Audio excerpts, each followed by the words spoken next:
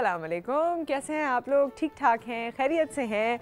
और मुझे याद आ रहा था कि हमारे वो तमाम कॉलर्स जो पहले मुझे कॉल किया करते थे, यानी जो अब कॉल करते हैं वो भी सर आंखों पर, लेकिन इनसे पहले भी हमारे पास कुछ कॉलर्स थे जो रेगुलर कॉलर्स थे। जैसे इस्लामाबाद पिंडी से हमें कॉल आती थी, और क्योंकि मुझे आप सब माशाल्लाह एक ख़ासे नंबर पे होते हैं तो मुझे सबका नाम याद नहीं रहता, लेकिन हमारे पास एक बहुत पढ़ी लिखी खातून की कॉल आती थी। वो यूजुअली हमें आशार भी सुनाया करती थी। इसके अलावा पेशावर से कॉल आती थी, बहावल नगर से कॉल आती थी, उनका नाम भी मुझे कुछ साइमा था आई गेस।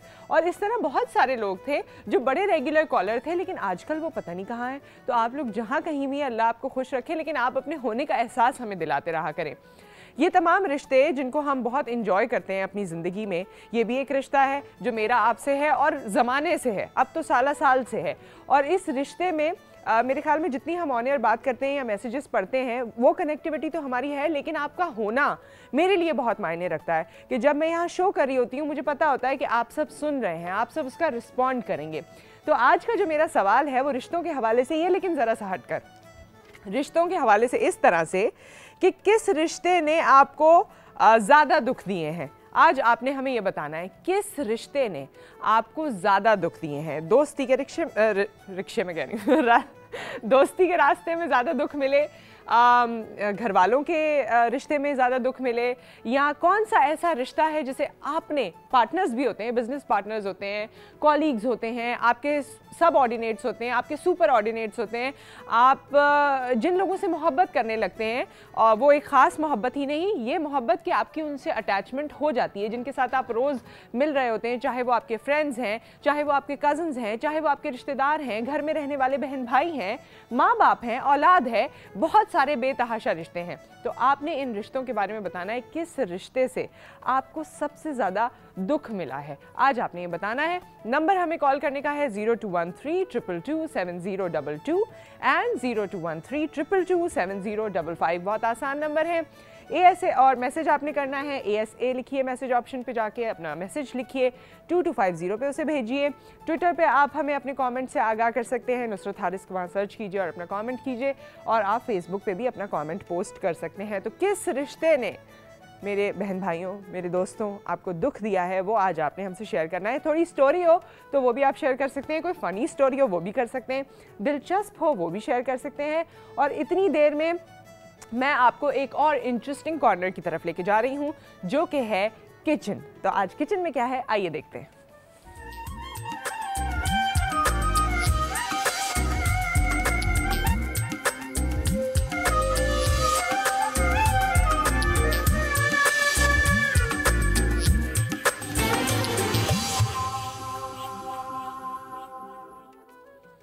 कैसी हैं आप? मैं ठीक हूँ, आप कैसी हैं? मैं ठीक हूँ। और ये वीक जो हमने डिसाइड किया था सब्जियों के हवाले से, सब्जी और गोश्त के फ्यूजन के हवाले से भी और सब्जियों के हवाले से, तो आज क्या बन रहा है? आज हम बना रहे हैं लौकी गोश्त।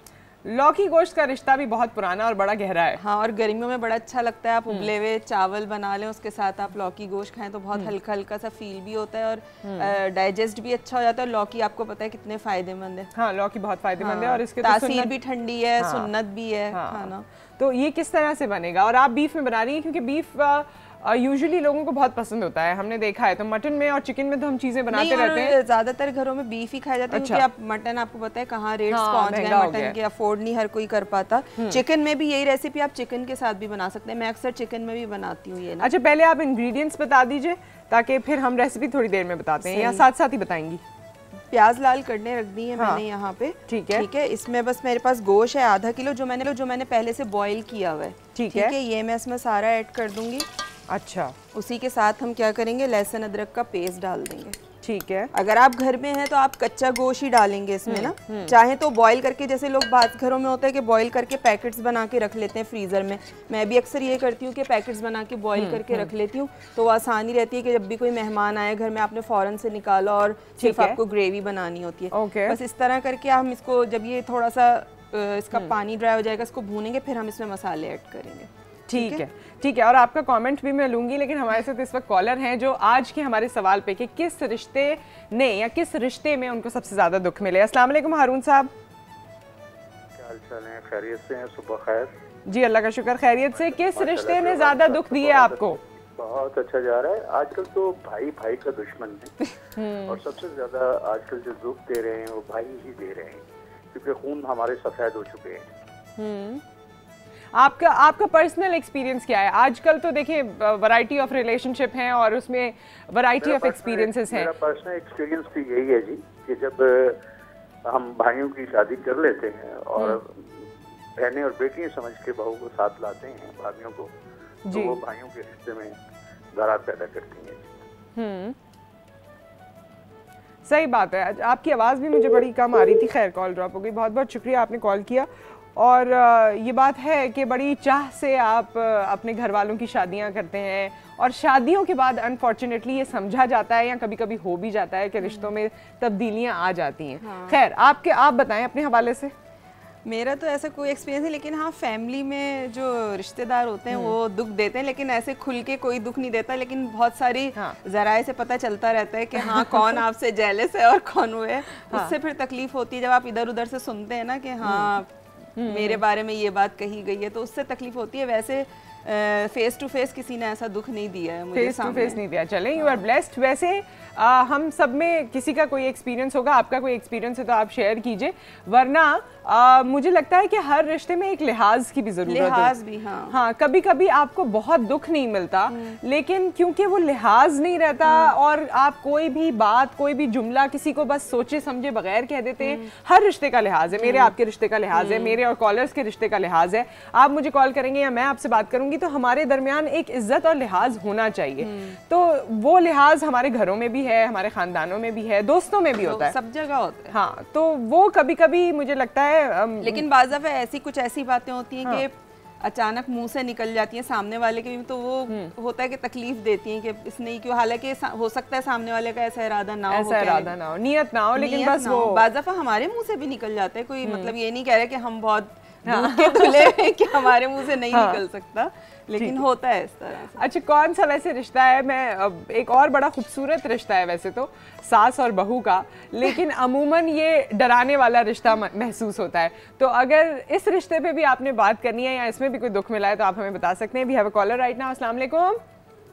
वालेकुम अस्सलाम। नुसरत बहन मंजूर इलाही कोट नजीबुल्लाह हरीपुर से कैसे हैं? ठीक है, बस शुक्र अल्हम्दुलिल्लाह। बड़ी दिल को यकीन माने, आज तो ये रिश्ते में जब बात आपने की है ना तो दिल को वैसे ही सुकून मिला है। अच्छा। और जब आपने तो हमारी बात की है तो और दिल खुशी से बाग बाग हो गया कि आपने आते ही कहा कि इतने हमारे रेगुलर कॉलर थे जो आते हैं बात करते हैं, तो नहीं तो हम तो हमेशा आपके साथ साथ हैं। अमूमन मसरूफियात की वजह से या कुछ और टेक्निकल वजूहात की बना पे आपसे बात नहीं हो पाती। अच्छा जी, ठीक है, कोई बात नहीं, लेकिन आप वक्त निकालते हैं, कॉल करते हैं। क्या कहेंगे सब्जेक्ट के बारे में? किस रिश्ते ने दुख दिया आपको? ये कहूँगा, मैं कहता हूँ पहले तो आपको, आपकी पूरी टीम को मेरा सलूट के इतना प्यारा ढूंढ के एक टॉपिक निकाला है। ये तो आपने दुखती रगों पे हाथ रख दिया है। ठीक है, मैं कहता हूँ कि घर के अंदर से जब आप को दुख मिलने शुरू होते हैं ना तो आप उसमें वो कर नहीं सकते, बात नहीं समझ पाते कि यार बहन ने दिया है, भाई ने दिया है,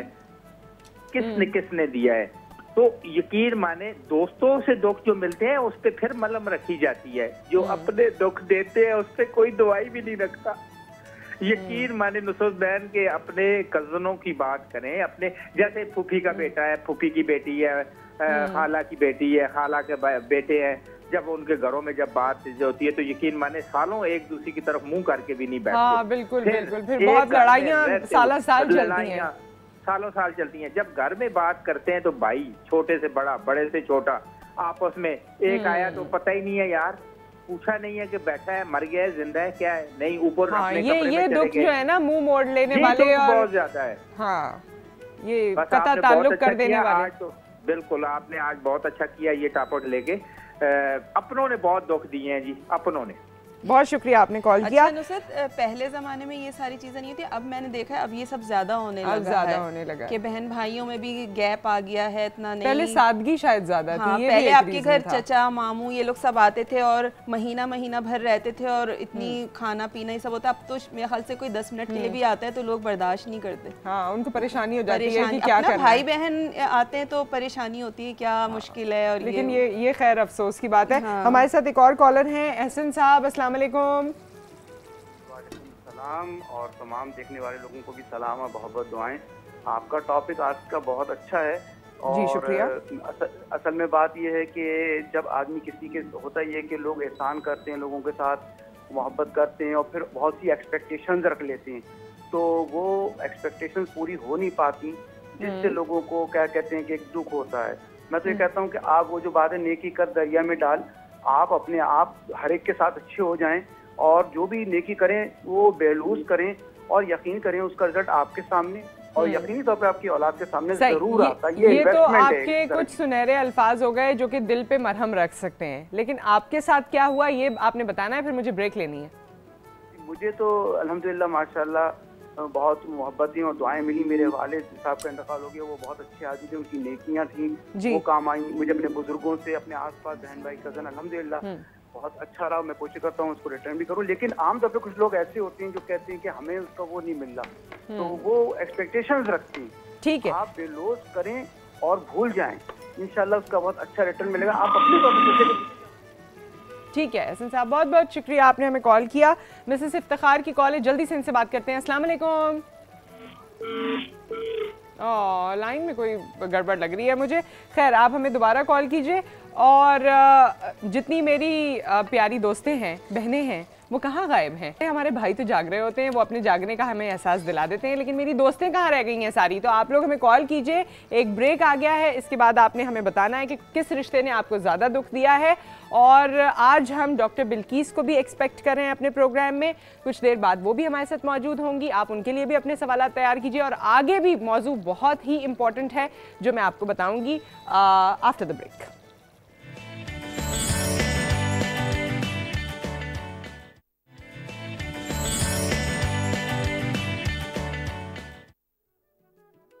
वेलकम बैक। और इस वक्त किचन में क्या बना रहे हैं वो हम आपको दोबारा बता देते हैं, सवाल भी बता देती हूँ। लेकिन आज का मेरा ये ब्यूटीफुल कट वाला ड्रेस जो है, दिस इज़ बाय नाज जुनैद और बड़ा ही खूबसूरत कॉम्बिनेशन है, बड़ा ही लाइट सा मज़ेदार सा है। और वही बात जो मैं आपको कहती हूँ कि ये कुछ ड्रेसेस ऐसे हैं जो आप दिन में भी पहन सकते हैं और शाम में भी पहन के कहीं जा सकते हैं।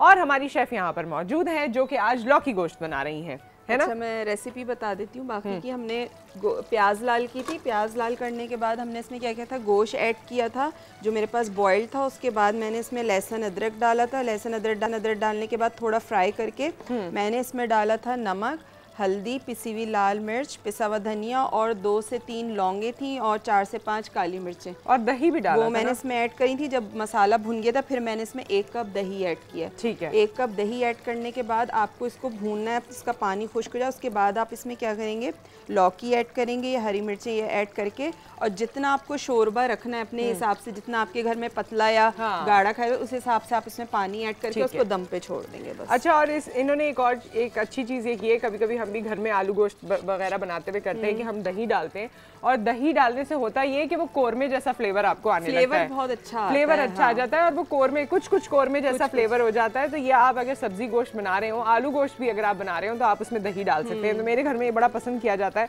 तो हम कभी कभी ऐसा करते हैं। टमाटर ही जा रहे होते हैं सालन में ना, जो शोरबा वाला सालन, टमाटर जा रहे होते हैं। सही। हमारे साथ कॉलर है, किस रिश्ते ने आपको ज्यादा दुख दिए हैं, और हमें इस हवाले से शेयरिंग करने के लिए हमारे साथ मौजूद हैं। अस्सलाम वालेकुम। वालेकुम अस्सलाम। जी शाहिद साहब, कैसे हैं? ठीक है। आपका प्रोग्राम अल्लाह का शुक्र है। जी शाहिद साहब, ऑन एयर हूँ। आप ऑन एयर हैं और मुझे आपकी आवाज़ कम आ रही है। वैसे यहाँ अगर आवाज़ थोड़ी, आवाज़ तो मेरी अब घर आ रही है, तो ये कोई टेक्निकल फॉल्ट है, मैं तो कुछ नहीं कर सकता। अच्छा जी, बताइए आप सब्जेक्ट के बारे में क्या कहना चाहते हैं? मैं सब्जेक्ट के बारे में ये कहना चाहता हूँ कि एक साकिब लखनवी शायर थे, उनका एक शेर है कि दे सदा ए दिल मगर नक्शे कदम को देखकर ऐसे भी दर हैं कभी जिन पर कोई साइल न था। क्या बात है। किसी से उम्मीद लगाना जी, यही बायस बनता है किसी की खुशी और किसी के गम का। हाँ, उम्मीद लगाना सही है। उम्मीद का लाजिमा है तलब, और अगर तलब किसी ऐसे से कर ली जाए कि जहां वो चीज ही मुहैया ना हो, तो लाजमी नतीजा उसकी तकलीफ ही आपको पहुंचेगी। अच्छा, हर दफ़ा एक्सपेक्टेशन वैसे नहीं होती शाहिद साहब, कभी कभी ऐसे भी दुख मिल जाते हैं ना कि आपका बच्चा किसी खास जगह पे पढ़ रहा है तो आपके फला रिश्तेदार ने कहा कि देखो इन्होंने अपने बच्चे को कहाँ डाल दिया, उसको ख़राब कर रहे हैं। आप ये बात सुनेंगे आपको अफसोस होगा कि ये रिश्तों में मतलब इनको हमें सपोर्ट करना चाहिए, ये हमें दुख दे रहे हैं, ऐसी भी चीज़ें हो जाती हैं। तो आपको कभी, अगर आपका मैं पर्सनल कोई वाकया जानना चाहूँ तो वो क्या है, किस रिश्ते ने दुख दिया? रिश्ता तो बताइए। मैं शायद दुनिया का एक ऐसा खुशकिस्मत इंसान हूँ जिसे कभी किसी से कोई दुख ही नहीं मिला। अरे वाह, तो आपने किसी से कुछ एक्सपेक्टेशन ही नहीं रखी? मैं मतलब इसलिए किसी ऐसी दुकान पे गया ही नहीं जहां मुझे मेरी मर्जी का सौदा न मिलता हो। ओके। और अगर गलती से कभी उस दुकान का रुख हो गया जी, तो मैंने जब ये तलब किया और पता लगा कि इसके पास वो चीज नहीं है, और वहां से अगर मुझे बदले में कोई सख्त जुमले मिले जी, तो मुझे वहां अपनी गलती नजर आई। मुझे गलती से यहाँ आना नहीं चाहिए था, मैं गलत जगह पे आ गया। अच्छा, उसे आपने जिस वजह से मैंने आपको फोन किया वो वजह ये है कि ये माशरा उस वक्त तक ठीक नहीं हो सकता, दुखों से दूर नहीं हो सकता, जब तक आपके पास क्वालिटी एजुकेशन का इंतजाम नहीं होगा। जी, ठीक है। किसी को ये पढ़ाना, किसी को ये सिखाना, किसी को ये समझाना कि इंसान क्या होता है, अच्छाई का रुख क्या होता है, जी, अच्छाई करने से जिंदगी कितनी शादाब व खुशनुमा हो सकती है, जब इसका तसव्वुर किसी को इल्म के जरिए से हासिल हो जाएगा तो वो गलती से इज्तनाब करेगा, और गलती नहीं करेगा तो कभी दुख उसके करीब से गुजरने की कोशिश भी नहीं करेगा। Thank you so much Shahid साहब, आपने बहुत अच्छी बातें की और बहुत अच्छे तरीके से हमें समझाया भी। लेकिन बात वही है, घूम फिर के हमारा सवाल, क्योंकि बहुत से रिश्ते ऐसे हैं जिस पे आज हम बात करना चाहते थे। आप लोगों की बातें अपनी जगह, या जो आप लोग ज़ाहिर ज़िंदगी का एक तजुर्बा है वो हमसे शेयर कर रहे हैं कि क्या करना चाहिए और क्या नहीं करना चाहिए।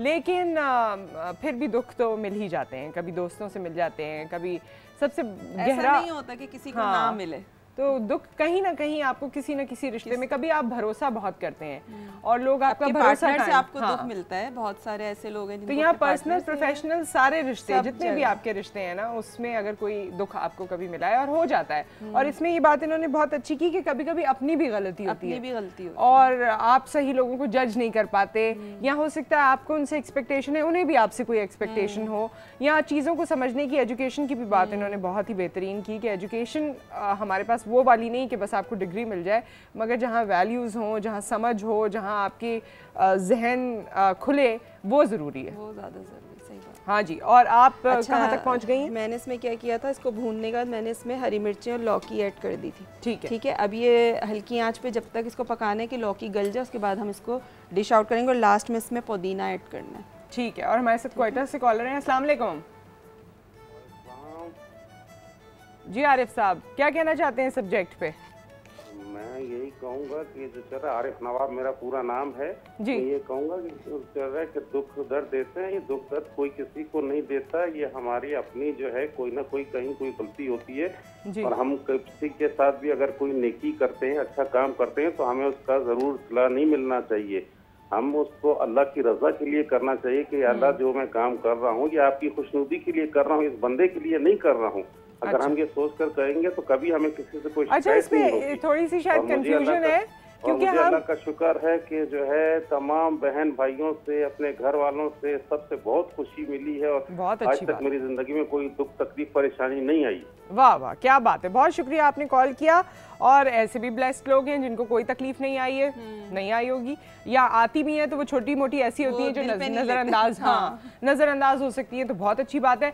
लेकिन हमारे मुआशरे में बहुत सारे, आज मैं मिस कर रही हूँ भाई, हमारी फीमेल कॉलर्स कहाँ हैं? आप लोग हमें कॉल करें और आप बताएं कि किस रिश्ते ज्यादा फील भी करती हैं ना, ज्यादा फील करती हैं। मैं देखती हूँ कि लड़कियों की जो दोस्तें होती हैं वो उनमें भी ज्यादा आपस में मामले खराब हो जाते हैं, कुछ घर में मामला खराब हो जाते हैं, तो क्योंकि खवातीन इमोशनल होती हैं, स्ट्रेस भी जल्दी लेती हैं। हमारे साथ कॉलर हैं। अस्सलाम वालेकुम, नाम बता दीजिए। अस्सलाम वालेकुम। हेलो, अस्सलाम वालेकुम जी। हामिद साहब, क्या कहना चाहते हैं सब्जेक्ट के बारे में? मैं कहता हूँ सबसे ज्यादा दुख जो है वो मैं शरीफाना अंदाज में एक शेर में बयान कर रहा हूँ कि हमारे कुरान में दिए, और शेर वो ये है कि जिसका जितना जोर चला कौम को उतना लूट गया, लेके रिश्वत पकड़ा गया, दे के रिश्वत छूट गया।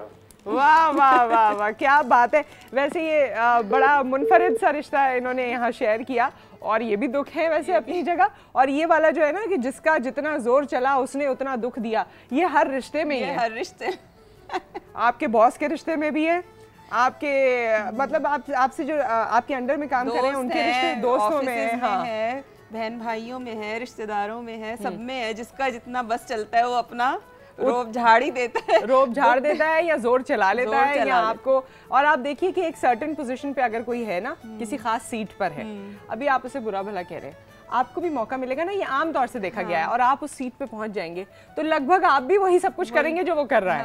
पहले कह रहे थे इसको देखो ये कुछ ज्यादा ही वो करें, लेकिन जब आप उस पोजीशन पे होते हैं फिर आप भी वैसे ही हो जाते हैं, फिर आप भी कुछ वैसे ही कर रहे होते हैं। खैर, एक और चीज भी है, अगर आप या आप अपनी मदर से कुछ कहना चाहते हैं, वैसे तो हम रोज ही कहते रहते हैं अम्मी ये नहीं हुआ, अम्मी वो नहीं हुआ, अम्मी ऐसे कर दें, अम्मी ये ला दें, अम्मी यूं कर दें, कुछ ना कुछ अम्मियों से कहते रहते हैं। लेकिन अगर अम्मी से अपने दिल की बात, कोई ऐसी बात कहनी है जो बहुत दिन हो गए नहीं कही, आप किसी और शहर में हैं, किसी और मुल्क में हैं, सेम जगह पर एक ही घर में रहते हैं, मगर आज तक ऐसी बात नहीं की या बड़े दिनों से अम्मी को वो पैम्परिंग नहीं हुई है, तो आप एक प्यारा सा वीडियो क्लिप बनाइए जो 15 सेकंड के अंदर अंदर हो, और देख लीजिएगा कि क्वालिटी थोड़ी बेहतर हो, थोड़ी रोशनी वगैरह सब सही हो, 15 सेकंड के अंदर अंदर का क्लिप हो। वो क्लिप आपने हमें इस नंबर पे भेजना है 0311, स्क्रीन पर भी ये नंबर है 0311 299 8079। 299-8079 इज अ नंबर जिस पे आपको अपना ये वीडियो क्लिप भेजना है। अगर आपका क्लिप बहुत अमेजिंग हुआ, अच्छा हुआ और 15 सेकंड के अंदर हुआ तो हम उसे मदर्स डे के दिन लाइव अपने शो से टेलीकास्ट करेंगे, यहाँ पर दिखाएंगे आपकी मम्मी को। ठीक है, तो आपने कोई बात कहनी है अम्मी से? मैं भी मदर्स डे वाले दिन ही कहूंगी ना। ओह यस, हाँ, ये तो मेरी अम्मा भी लाइव सुन सके और लाइव सुन सकें। तो आपने कुछ भी, कोई भी प्यारी सी बात करनी है अम्मी से। हमारे साथ एक और कॉलर है। अस्सलाम वालेकुम। अस्सलाम वालेकुम। अस्सलाम वालेकुम जी। और हमारे साथ हैं जी मैं वेट कर रहा हूं। मोहम्मद आशिक साहब ने जी, मोहम्मद आशिक साहब आप ऑनर हैं। आज न्यूज़ हम सुनते हैं स्पेशल सारे प्रोग्राम बंद करके। ओहो, बहुत बहुत शुक्रिया, बहुत शुक्रिया। अच्छा, आज के सब्जेक्ट पे क्या कहेंगे? हम आज के जैसे ये इसी पे बात करेंगे कि ये नेकी का काम करना और इंसान की मुश्किलात आती है। तो 6 दफ़ा तो मैं हेलो जी जी, तो आपने मुझे वेट कराया, बात अब किसी और की करवा रहे हैं। वेट करवाया और बात छोटी करवा रहे हैं। आप बताइए किस रिश्ते ने दुख दिया? एक तो इस रिश्ते ने दुख दिया जिसको आपने कॉल की, वो आपको वेट कराया और अब हम कह रहे हैं कि जल्दी जल्दी करें। किस रिश्ते ने दुख दिया? मतलब रिश्ते ने नहीं दिया, ये लोगों में मतलब कि पुलिस वाले जो है ये तंग करना, किसी गरीब को चपेटे मार देना, दुकान वाले को, अभी और हजार रुपए ले जाना। 3 दफा मैंने गाड़ी से उतारा है, उस लड़के को उतारा है जी। और बात करने का मकसद है कि ये कब तक हम सब्र करते रहेंगे। अच्छा, ये टॉपिक थोड़ा सा अलहदा है और आपने अच्छा किया ये हमसे शेयर किया। हम इस हवाले से भी सवाल रखेंगे या इसको सब्जेक्ट रखेंगे, फिर आप हमें ज़रूर कॉल कीजिएगा और इस पर भी बात करेंगे। बहुत शुक्रिया। आयशा, अस्सलाम वालेकुम। लाहौर वाले जागो। हेलो, वालेकुम सलाम। आयशा, हेलो जी जी जी, आयशा बोल रही हूँ। जी जी, और मैं नुसरत बोल रही हूँ। आपको मुझे आपकी आवाज़ आ रही है? आपको मेरी आवाज़ आ रही है? हाँ जी, आ रही, मुझे आपकी आवाज आ रही है। हाँ जी, बताइए। मैं कह रही थी कि जो इम्पोर्टेंट है टॉपिक आपका तो बहुत ही अच्छा इम्पोर्टेंट भी है, लेकिन इसमें एक बहुत ही बड़ी बात है कि हस्बैंड वाइफ का जो रिश्ता है ना, उसमें आजकल इतने दुख हैं, मैं आपको बता नहीं सकती। तालियां बजाऊंगी आपके लिए तो मैं, क्योंकि आपने एक रियलिस्टिक बात की। रिश्ते में दोनों तरफ से इतने दुख हैं तो मैं आपको बता नहीं सकती। हेलो, जी जी जी, मैं सुन रही हूँ, कहिए आप। हेलो आयशा, बात सुन रही हूँ, आप कहिए क्या कहना चाहती हैं। शायद आवाज़ का कोई मसला है, लेकिन इन्होंने बात बहुत अच्छी की। आजकल जो डिवोर्स रेट है और जिस तरह से केसेस आ रहे हैं मंजर आम पर, हस्बैंड वाइफ के रिश्ते में भी बहुत सी चैलेंजेस हैं। पार्टनर से बड़े दुख मिलते हैं। Partner, okay. और ये कहाँ तक पहुंचा? ब्रेक भी लेनी है। ये तैयार हो गया, बस लौकी गल जाए फिर हम इसे डिश आउट कर देंगे। पुदीना भी मैंने इसमें ऐड कर दिया था। ठीक है, तो ये सब कुछ ऐड कर दिया है। ये थोड़ी देर में गल जाएगा तो बस लौकी गलनी है, बाकी इसमें हमने पानी जितना हमें डालना था, शोरबा रखना था, उसने उतना ऐड कर दिया। फिर ब्रेक से आके आप दिखा दीजिए। ओके, बहुत शुक्रिया शेफ फरजाना आपका। और एक ब्रेक यहाँ पर आ गया है। पिछले दिनों आपको याद होगा एक्नी के हवाले से हमने कैसे आप मार्क्स को छुपा सकते हैं मेकअप पे, इस हवाले से बात की थी। तो उसके बाद हमारे पास आपकी तरफ से रिक्वेस्ट आई कि डॉक्टर बिल्किस से पूछें कि एक्नी ख़त्म कैसे करनी है। तो आज शी विल बी हेयर एक ब्रेक के बाद, और आप उनसे सवाल भी कर सकते हैं, वो आपको इसका हल भी बताएंगी। गर्मी का मौसम है, चेहरे को साफ रखिए, एक्नी का खात्मा कीजिए डॉक्टर बिल्किस के साथ आफ्टर दिस ब्रेक।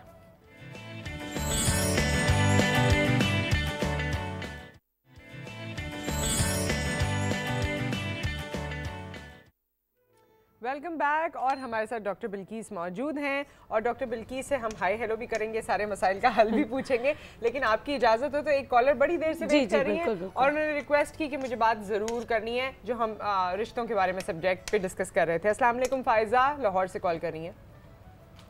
हेलो जी, अस्सलाम वालेकुम फ़ायज़ा। वालेकुम सलाम। हाँ जी, फरमाइए, क्या कहना चाहती हैं? मैं ये कहना चाह रही हूँ कि आपका जो शो है वो बहुत ही अच्छा है, लेकिन आज मैं इसलिए भी कॉल कर रही हूँ क्योंकि ये बहुत ज़रूरी है लोगों को बताना कि आजकल क्या हो रहा है। क्योंकि आजकल जो एक बाप है वही अपने बच्चे को जो है वो धोखा देके जा रहा है। मैं सिर्फ 16 साल की हूँ, और मैं अभी पढ़ रही थी कि मेरे वालिद साहब जो है वो 2 साल से घर छोड़ के चले गए हैं, और उन्होंने जो है वो एक मेरी जो पढ़ाई चल रही थी वो भी रुक गई है। उन्होंने कोई हमें पैसे वैसे नहीं दिए, वो बस चले गए हैं अपने रिश्तेदारों के पास। और क्यों गए हैं वो कह रहे हैं कि जो रिश्तेदार हैं उनके साथ हमारा सलूक अच्छा नहीं है, और हम उनके रिश्तेदारों से मिलना नहीं चाहते। ये कहकर वो अपना सारा सामान लेकर जो है वो घर छोड़ के चले गए हैं। क्योंकि मेरी जो मदर है वो थोड़ी बहुत उनकी जॉब थी, तो बड़ी मुश्किल से वो गुजारा कर रही हैं। लेकिन बात सिर्फ इतनी है कि वो आपने अपने वालिद साहब से बात की, आपने उनको मनाया, आपने कुछ कहा उनसे, कोई डिस्कशन करने की कोशिश की? हाँ जी, मैं उनको रोज के इतने फोन करती हूँ लेकिन वो नहीं उठाते। अगर मैं 20 फोन करती हूँ तो वो सिर्फ 1 फोन उठाते हैं। आपने ये बात हम तक पहुँचाई, उम्मीद है ये बात उन तक भी पहुँचेगी। अल्लाह करे आपके इस मसले का हल जल्दी निकले। और अनफॉर्चुनेटली ये तमाम मामलात भी हमारी सोसाइटी में हैं, और ये एक दिल दुखाने वाली बात है क्योंकि ये बहुत करीबी रिश्ता है। फ़ायज़ा, मगर आपने हमें कॉल किया, बहुत शुक्रिया, अपनी बात शेयर की। अल्लाह ताला आपकी और आपकी वालदा की मदद करें, और ये आपके वालिद साहब के दिल को भी नरम फरमाएं ताकि आप लोगों के लिए आसानी पैदा हो। खैर, आज हम एक्नी के हवाले से बात कर रहे थे। बड़ा अफसोस हुआ फ़ायज़ा से बात करने के बाद, तो बड़ा मुश्किल हो जाता है। जो करीबी रिश्ता होता है वो वालिदैन का और औलाद का होता है, उससे बढ़कर कोई भी नहीं होता। इनके वालिद को सोचना चाहिए कि अपने औलाद से बढ़कर वो दूसरों की वो कर रहे हैं कि बाहर अल्लाह करे कि इनका मसला हल हो जाए इंशाअल्लाह ताला। अच्छा, आज हम एक्नी को किस तरह से, एक्नी के बारे में भाई आप, ओवर टू यू है, आप बताइए क्या करना है, कैसे करना है। एक्नी, पिंपल या बॉयल्स बहुत बड़े वाले हो जाते हैं, सिस्टिक एक्नी। आज मैं एक क्रीम बनाना बता रही हूँ जो इन तमाम, चाहे आपको छोटे छोटे लाल दाने निकलते हों, अच्छा आसान अल्फाज में, चाहे आपके ऐसे मोटे पस जिससे पीप बहती हो, खून बहता हो, चाहे आपको दाने के निशान रह जाते हों, कोई भी हर किस्म की एक्नी के लिए एक बाउल में या एक चीज़ में हम आपको क्रीम बनाना बता रहे हैं। उसमें कोई ऐसी चीज़ नहीं है जो केमिकल हो, ठीक है, या जो आसानी से ना मिलता हो। आप ये बनाएं और लगाएं, लेकिन इसको लगाने का तरीका भी पहले मैं बता दूं। जहां आपकी एक्नी है या पिंपल है या सिस्टिक एक्नी है, कुछ भी हो, आप सिर्फ उसके मुंह पर, उसके इर्द गिर्द लगाएंगे, पूरे चेहरे पे इसको नहीं लगाएंगे। ठीक है। इससे इंशाल्लाह जो आपकी एक्नी है वो सबसाइड हो जाएगी, आहिस्ता आहिस्ता बैठ जाएगी। अभी मौसम है तो कुछ पीने के लिए भी मैं बताऊंगी कि क्या आप अंदर से पिएं ताकि आपको एक्नी का प्रॉब्लम हो ही ना। ठीक है, पहले लगाने के लिए क्रीम बता रहे हैं। पहले लगाने के लिए क्रीम बता रहे हैं। क्या कर रहे हैं हम? हमने क्या किया, सुमलो बूटी आराम से मार्केट में मिल जाती है। सुमलो बूटी जो है इस तरह लकड़ी की शक्ल में मिल जाती है। जब हम उसको उबालते हैं तो उसका पीला पीला सा पानी निकल आता है। ठीक है, ये हल्के से पानी में बस इतना 1 से 2 चम्मच, क्योंकि आपने क्रीम बनानी है। आपको नजर भी आ रहा होगा अगर आप देखें तो ये बिल्कुल थोड़ा 2 से 3। हाँ, आपने आधा कप पानी लेना है। जिस तरह उसका पीला पानी इस तरह 1 से 2 चम्मच रह जाए तो बस आपका वो जो है इसका इन्फ्यूजन तैयार हो गया। वो हम एक बाउल में निकाल लेंगे। ओके, ठीक है, ये हमने निकाला, सही है। अब इसमें स्पगोल की भूसी को मैंने पहले से ही भिगो दिया था।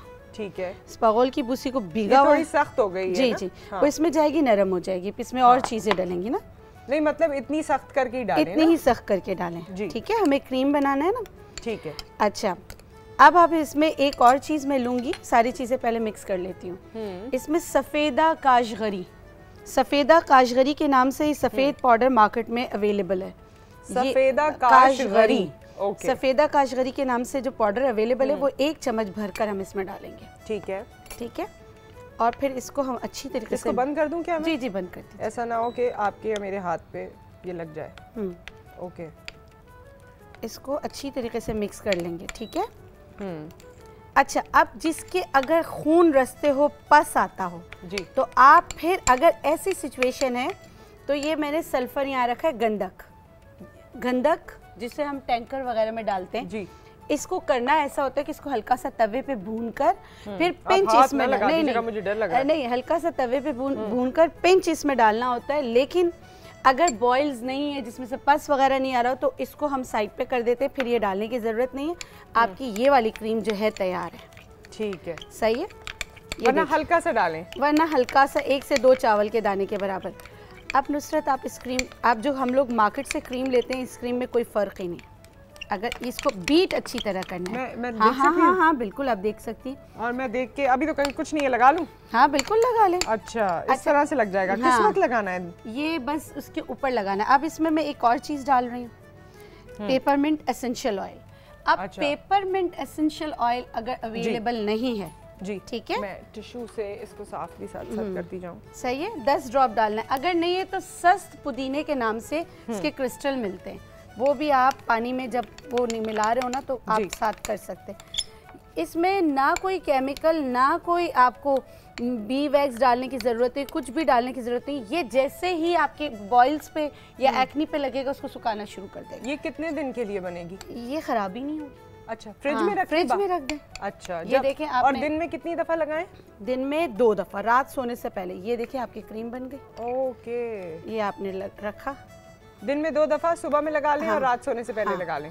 इसमें पानी का बिल्कुल भी वो नहीं रखा है, देखिए बिल्कुल आसानी से। बस ये सारी चीज़ें आपने मर्ज अच्छी तरह करना है। Very nice. आपकी क्रीम बन गई। आपने इसको इस तरह लेना है और जहाँ है वहाँ आपने लगा के छोड़ देना। ओके, हमारे साथ सैयदा की कॉल है। अस्सलाम वालेकुम। अस्सलाम वालेकुम। वालेकुम अस्सलाम। मुझे डॉक्टर बल्कीस से बात करनी है। जी जी जी जी, अस्सलाम वालेकुम। हाँ जी, मुझे आपसे अपनी ना सिस्टर के बारे में बात करनी है कि वो बहुत ज़्यादा ना कमज़ोर है और खाती पीती सब कुछ है, लेकिन बहुत ज़्यादा कमज़ोर है। उसके लिए कुछ ऐसा बताएं कि जिससे उनसे वो सेहतमंद हो जाए। उम्र बताएं, वजन बताएं। उनकी 24 साल। अच्छा, बहन है? 24। अच्छा, आपकी बहन है जी? 24 साल की है। और वजन कितना है? वेट भी उनका 40 तक तकरीबन होगा। 40 है। हाइट? हाइट जी जी, वो बढ़ती हैं। हाइट? हाइट उनका कद भी उनका छोटा है। अच्छा, बाल जो उनसे हैं वो भी उनके मुख के लंबे हैं, लेकिन ना सफेद हो चुके हैं सारे। अच्छा, देखें आप ऑनियर जवाब देते हैं आपको। Thank you so much. आप टीवी से सुनिएगा सैयदा। और हमारे साथ इस वक्त हैं कॉलर खजीना। अस्सलाम वालेकुम। अस्सलाम वालेकुम खजीना। वालेकुम अस्सलाम, कैसी हैं आप? मैं ठीक ठाक, आप कैसी हैं? हेलो। हाँ जी खजीना, मुझे आपकी आवाज़ आ रही है। अच्छा, मुझे बात करनी है डॉक्टर बिल्कीस से। जी जी। और उससे पहले मुझे आपका जो टॉपिक था उससे बात करनी है। अच्छा, कीजिए। जी, उससे मुझे ये बात करनी है कि हम आजकल के जो रिश्ते हैं वो सब के सब ही ऐसे हैं, चाहे वो अपने सगी रिश्ते क्यों ना हो, तो वो जरूर तकलीफ देते हैं। जितना क्लोज होते हैं उतनी तकलीफ मिलती है। मेरे मतलब जेठ साहब थे जिन्होंने मुझे बड़े प्यार से ब्याह के लाया और मैंने उनको हमेशा अपना बड़े भाई से भी ज्यादा बढ़ के उनको दर्जा दिया, लेकिन पता नहीं क्या मसला है कि वो नाराज ही रहते हैं और मेरी कोशिश होती है कि मैं उनको। अच्छा, कॉल खजीना हमारे साथ हैं। तो उसके चेहरे पे इस तरह से, पहले तो उनका बिल्कुल चेहरा साफ था और वो कुछ यूज भी नहीं करती इस तरह की कोई क्रीम वगैरह। सवाल दोबारा बता दीजिए खजीना, आपकी आवाज बीच में चली गई थी। हाँ, ये पूछ रही हूँ, बेटी है मेरी 20-22 साल की, तो उसके चेहरे पे एक्नी हो जाती है जी। जैसे कि वो निशान भी छोड़ जाते हैं, हालांकि वो कोई किसी किस्म की कोई क्रीम, कोई इस तरह की कोई चीज यूज नहीं करती। तो मुझे डॉक्टर बिल्कीस से एडवाइस चाहिए कि भाई उसके लिए मुझे क्या करना चाहिए, किस तरह से। वो बहुत परेशान रहती है इस वजह से, स्किन उनकी ऑयली है। एक ब्रेक आ गया यहाँ पर, बहुत शुक्रिया आपने कॉल किया। और सैयदा और खजीना दोनों की जो सवालात हैं, एक और दूसरी भी क्रीम बनाना बता रही हूँ, वो भी देख लीजिएगा। ठीक है, ठीक है। ब्रेक के बाद ये तमाम चीजें आपको डॉक्टर बिल्कीस बताएंगी। Stay with us.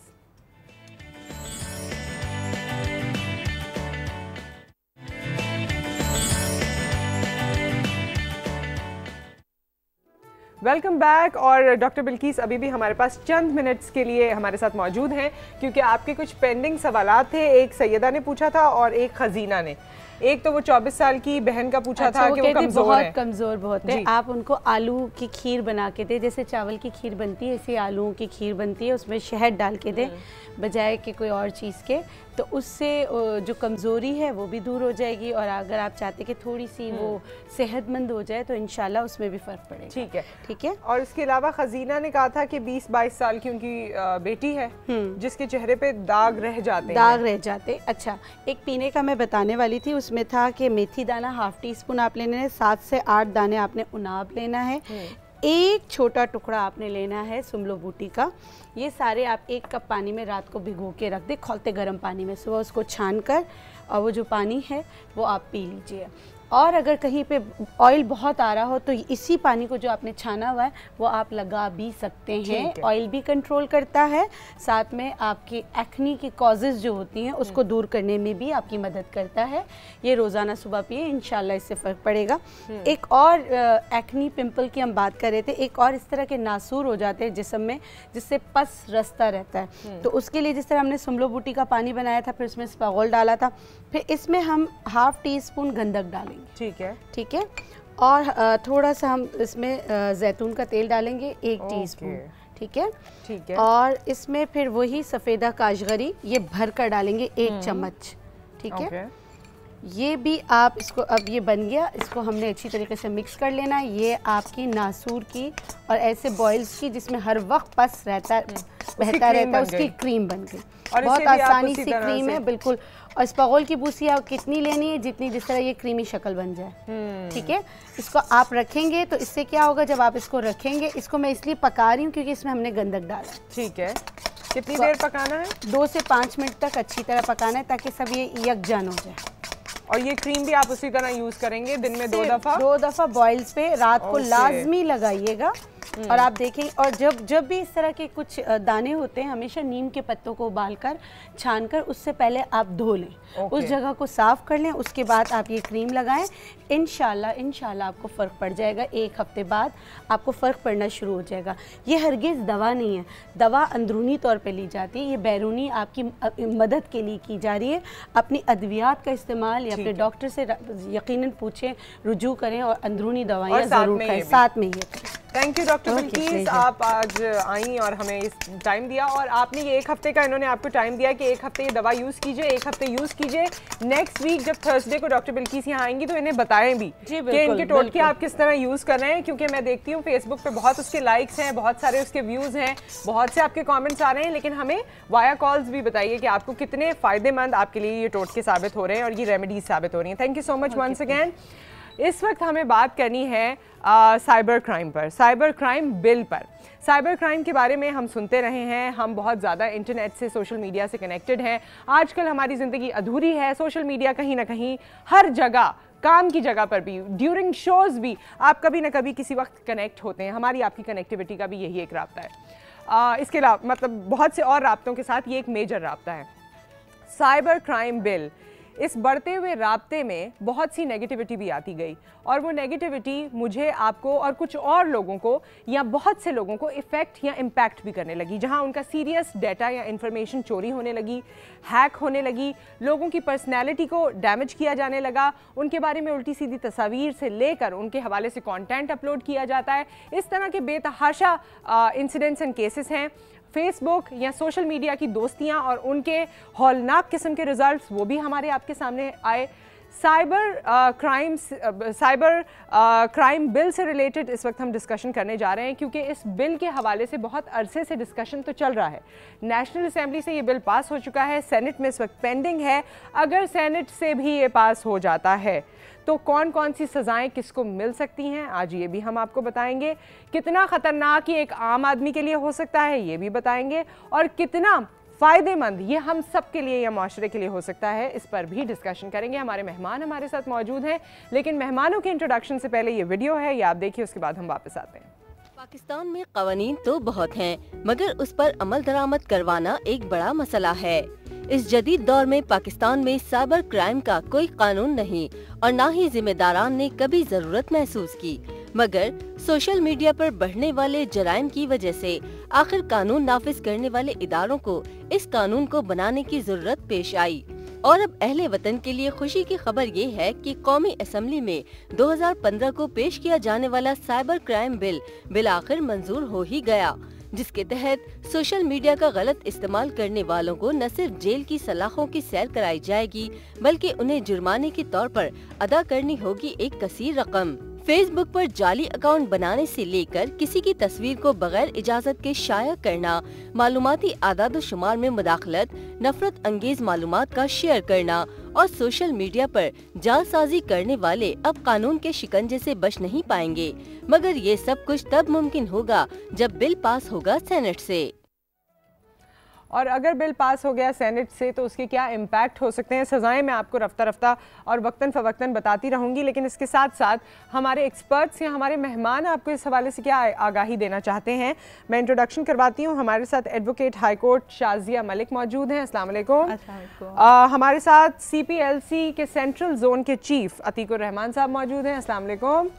And we have कमल मसरूर साहब जो कि चेयरमैन टेक और IT एनालिस्ट भी हैं, आपको भी वेलकम कहते हैं, अस्सलाम वालेकुम। पहले तो मैं ये जानना चाहती हूँ, मैं तीनों से पूछना चाहती हूँ, आपसे शुरुआत करते हैं कि इस बिल को जितना भी आपने देखा है, since you are related with the same field और आप ने ये चीज़ें पढ़ी भी होंगी, कैसा आपको ये बिल लगा है ओवरऑल? ओवरऑल तो लोगों के जहन में तो ये है कि ये बहुत सख्त है, तहफ़्फ़ुज़ात हैं काफ़ी, मगर मुझे ये लगता है कि पाकिस्तान एक IT के हवाले से एक बहुत ही ग्रोइंग मार्केट है। तो जब इंफॉर्मेशन का एक्सेस एक मैसेज को मिल जाता है तो उसमें फिर दोनों साइड्स आते हैं, डिस्ट्रक्शन भी आती है एंड कंस्ट्रक्शन भी आती है।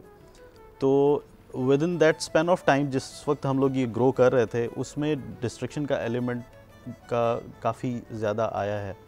तो हमें बहुत सारी चीज़ों पे रोकना चाहिए उन लोगों को जो इस चीज़ का बेजा इस्तेमाल कर रहे हैं। ठीक है। तो मेरी पर्सनल रिजर्वेशन यही है कि इसमें काफ़ी हद तक चीज़ें जो हैं वो बेहतर हैं और उससे बहुत बेहतरी आएगी, उससे काफ़ी लोग सीधे हो जाएंगे और ये होना लाजमी है। हाँ, अदरवाइज तो हाँ, कुछ केसेस में देखकर वैसे यही ज़बान निकलती है कि लोगों को सीधा होने की ज़रूरत है। ख़ास तौर पे मुझे उस वक्त बड़ा अफसोस होता है जब लोगों की पर्सनल डाटा को उछाला जाता है, नेगेटिव सेंस में उनकी इंफॉर्मेशन को उछाला जाता है, हैकिंग की जाती है, और भी बड़े सारे बातें हैं जो इससे रिलेटेड हैं। आप इसमें शाजिया कुछ हमें बताना चाहेंगी कि what do you think about the bill? मैं कहती हूँ बिल तो बहुत अच्छा है। जब से मतलब ये प्रॉब्लम शुरू हुए हैं ऑल ओवर द वर्ल्ड सबके पास लॉस थे, हम अनफॉर्चुनेटली इसमें बहुत पीछे रहे। चूँकि चलें अब देर आए दुरुस्त आए, अब ये हो भी गया तो अब इसकी इम्प्लीमेंटेशन अगर सही हो जाती है और सेनेट इसको पास कर देता है तो मैं कहती हूँ नथिंग लाइक दैट। कहीं तो ये कहा जा रहा है कि ये गवर्नमेंट ने अपने फ़ायदे के लिए किया है, अपने लोगों को बचाने के लिए किया है। अगर प्रेसिडेंट और प्राइम मिनिस्टर के हवाले से आपने कुछ भी अपनी दिल की बात लिख दी तो आपको 3 साल के लिए अंदर कर दिया जाएगा। जो मेन प्रॉब्लम आ रहा है वो आर्टिकल 34 का आ रहा है, जिसकी वजह से सब कह रहे हैं कि स्टेट जो है मतलब has all the powers to remove और मतलब do anything with the things. लेकिन मतलब ये अगर हम देखें तो स्टेट भी कहाँ करेगी, वो भी हमारे मुल्क के लिए फायदेमंद है। क्योंकि अगर एक्सेस कर देते हैं हर एक को, मतलब आप फ्रीडम ऑफ एक्सप्रेशन भी हर स्टेट में लिमिट्स के साथ होता है। अब यहाँ पे वावेला ज़्यादा मचता है, लेकिन ये है कि कानून जो है मतलब बिल्कुल सही है और इसकी इम्प्लीमेंटेशन सही तरीके से होनी चाहिए और हर स्टेट को पावर होती है कि आप मतलब उसको रिमूव करें, डिलीट करें या उसको मतलब व्हाट यू से के मतलब you may bring betterment in the society. Atiq साहब, आपसे मैं जानना चाहती हूँ, सिंस हमने ये सुना है कि CPLC में एक साइबर क्राइम का अपना डिपार्टमेंट है अलहदा से, तो किस तरह के केसेस आते हैं? क्या आपको लगता है कि इस बिल की ज़रूरत है इस वक्त? बिस्मिल्लाहिर्रहमानिर्रहीम। सबसे पहले तो थैंक यू वेरी मच, आपने मुझे यहाँ ऑन बिहाफ ऑफ CPLC इस मेजर इशू के ऊपर इनवाइट किया। ये जो बिल यहाँ पे जिसको आप डिस्कस कर रही हैं अभी, ये बिल आने से बहुत सारे फ़ायदे होंगे, क्योंकि पहले ये क्राइम जब होता था तो किसी को ये इसके बारे में पता नहीं होता था कि ये इसमें क्या सज़ाएं, इसके क्या रिपरकशंस हैं। लेकिन अब जब कि ये बिल आ गया है और ये पास होने भी जा रहा है, चाहे ये अभी आप जिस तरह से आपने बताया कि इस पर बहुत सारी चीज़ें चल रही हैं, कंट्रोवर्सीज हैं या जो भी हैं, अदरवाइज़ कोई ऐसी चीज़ आ गई है जिससे ये पता चल सकता है कि क्या सज़ाएँ। लाइक इस वक्त जो लोग हैं, जो ये सोशल साइट, जो फेसबुक या हमारे जो छोटे बच्चे जो इस किस्म की चीज़ें इस्तेमाल कर रहे हैं, वो मजाक में ऐसे काम कर जाते हैं, जिसका जो रिएक्शन बाद में जब आता है तो वो बड़ा ही ख़तरनाक किस्म का होता है। और अब जो ये बिल आ रहा है उसके अंदर इस चीज़ों के अंदर ये चीज़ें बिल्कुल क्लियर कट बता दी गई हैं कि ये काम अगर किए जाएंगे तो उसमें ये सज़ाएं और इतने हैवी फाइन्स हैं। पहले ऐसी कोई चीज़ नहीं होती थी। मुझे अच्छी तरह याद है CPLC ने ही पहली दफ़ा इंटरवेंशन की थी और हमने ही सबसे पहली FIR कराची के अंदर साइबर क्राइम के हवाले से 2 साल पहले कराई थी। तो उस वक्त भी हमें यही एक इशू आ रहा था, FIR भी हो जाती है। जी हाँ जी, पहले 2 साल पहले इसकी FIR हो चुकी है यहाँ पे। कराची पुलिस ने वो करी थी। और साइबर क्राइम को बेसिकली सबसे बड़ा जो ये फील्ड है। सॉरी अतीक साहब, मैं आपको इंटरप्ट कर रही हूँ, मगर समझने के लिए अपने और नाजरीन के लिए कि अगर कोई मेरे हवाले से हेट स्पीच लिखता है अपने पेज पे और मेरा नाम लिखता है और आइडेंटिटी और सारा कुछ, तो मैं उसके खिलाफ कार्रवाई कर सकती हूँ? जी बिल्कुल, आप उसके खिलाफ कार्रवाई कर सकती हैं। CPLC भी इसको देखती है, FIA भी देखती है। सबसे बड़ा साइबर क्राइम का यूनिट जो है वो FIA के पास है, क्योंकि इसमें फाइनेंशियल इंस्टीट्यूशंस भी इन्वॉल्व होते हैं साइबर क्राइम के इस काम में। तो FIA जो है इसको मेनली डील करती है। उसके बाद ये सोशल नेटवर्क और ये आम जो ईमेल्स हैक हो गई, फेसबुक अकाउंट्स हो गए, इस पर CPLC भी काम करती है। और आप अपनी एप्लीकेशन देंगी उसके बेस पे। जो इसमें सबसे बड़ी बात ये है कि जो कंप्लेनेंट है वो अगर अपनी जगह स्टिक रहता है तो ही आप इस चीज़ को आगे चला सकती हैं। क्योंकि आपने FIR करने के बाद अगर उसके ऊपर कोई भी अपना आप बैकआउट हुई तो वो जो आगे वाला जो बंदा है वो तो जाहिर सी बात है उसको तो चांस मिलेगा छूटने के लिए। तो आपको सोच समझ के स्टेप लेने की ज़रूरत है, लेकिन कवानीन हैं और CPLC या FIA ये इदारे मौजूद हैं जो आपको इस वक्त भी, जब तक ये बिल कम्प्लीटली पास आउट नहीं भी हो रहा, तो 2 साल या उससे पहले से काम कर रहे हैं और आपके और हमारे दिफा के लिए बैठे हुए हैं, जो हमें शायद पता नहीं चलता। फरजाना की कॉल है। अस्सलाम वालेकुम। अस्सलाम वालेकुम फरजाना, क्या आपको मेरी आवाज़ आ रही है? और शायद फरजाना को मेरी आवाज़ नहीं आ रही है। आपका अगर कोई सवाल है इस हवाले से या कोई इंसिडेंट है जो आप शेयर करना चाहते हैं साइबर क्राइम के हवाले से, सोशल मीडिया पर, वेबसाइट्स पर, जहां पर भी आपकी एक सोशल अटैचमेंट है लोगों से या आप इंफॉर्मेशन शेयर करते हैं, अगर वहां कहीं किसी भी वेबसाइट के हवाले से, अगर नाम नहीं भी बताना चाहते, कोई तहफ़्फ़ुज़ात हैं आपके किसी भी कॉन्टेंट के हवाले से, किसी भी एक्ट के हवाले से, वो आप हमसे शेयर कर सकते हैं इस ब्रेक के बाद।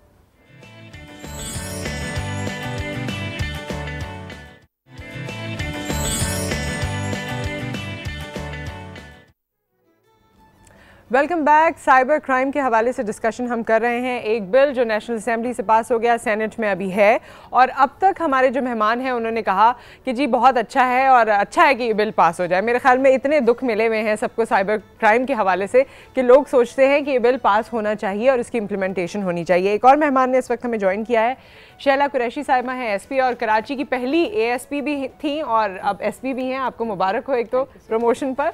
और साथ में शैला, ये जो हम सब्जेक्ट डिस्कस कर रहे हैं, मैं चाहती हूँ कि आप कुछ इंसिडेंट्स कोट करें ताकि हमारे लोग भी फिर उससे रिलेट करते हुए अपने दिल की बात हमसे कर सकें। ठीक है।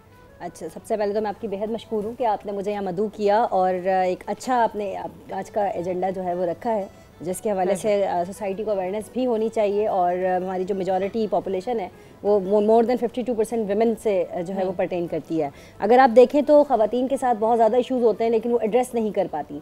अब चूँकि विमेन एम्पावरमेंट भी है और ख़वातीन हर फील्ड में भी आ गई हैं, तो इश्यूज़ भी बढ़ते जा रहे हैं इसके साथ साथ। अब उन इश्यूज़ को टेकअप करने के लिए ज़रूरी है कि लेजिस्लेशन काम करे और कानून बनाए जाएँ।